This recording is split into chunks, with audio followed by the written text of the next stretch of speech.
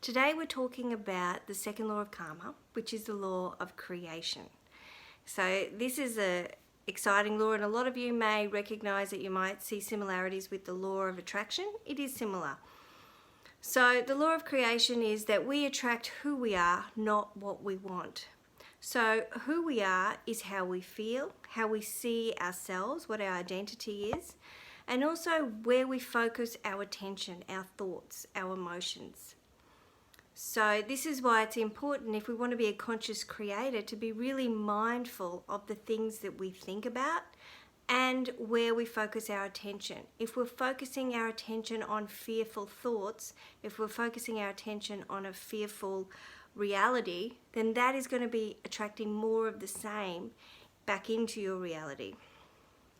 So this is what we're talking about. So what has that got to do with karma? What I explained yesterday, karma is action. Karma is related to how we deal with circumstances, challenges, people, and things that show up in our life. How we deal with them, how we respond to situations is our karma. So if we're consciously creating the world that we want to live in, consciously creating our world, our reality, what shows up in our life, then we're going to be better equipped to understand the karma that is coming our way. And we also then are not creating unconsciously.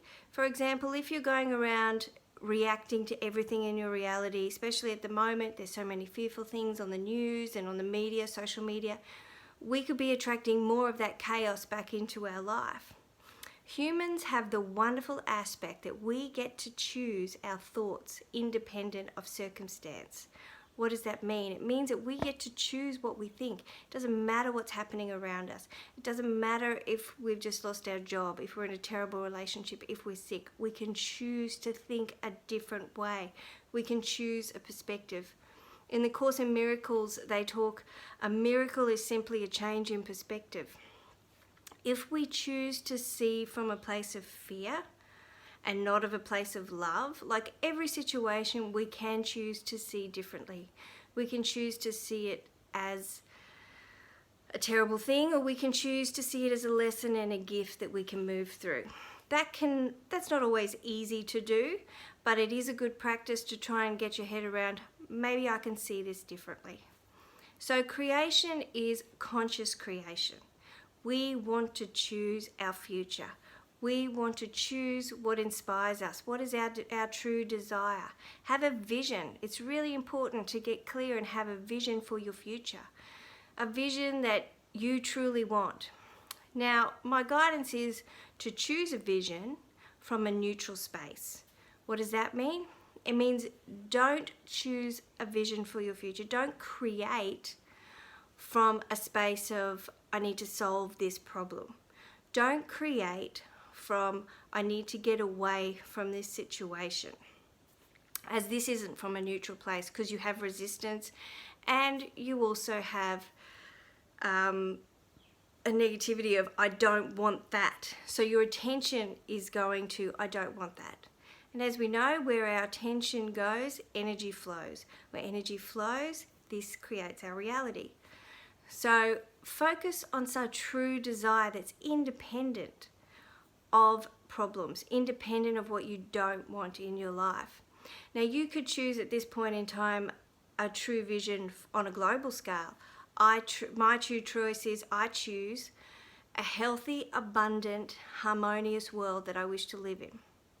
An individual could be, I choose to have a business that I love and to enjoy every day with my family.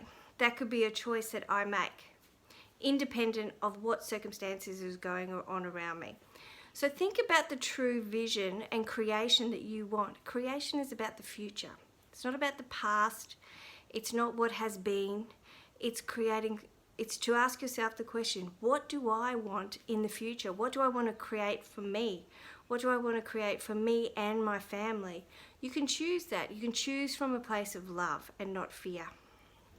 This is mainly the message I'm trying to get through, is to choose from a loving, inspired place, a neutral space, not a place that is influenced by fear and negativity.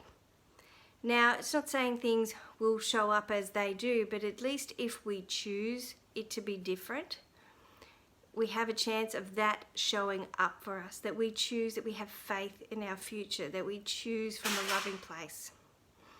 So that's all I think I have to share with you about the law of creation today. Tomorrow I will be talking about the third law of karma, which is the law of humility. Thank you.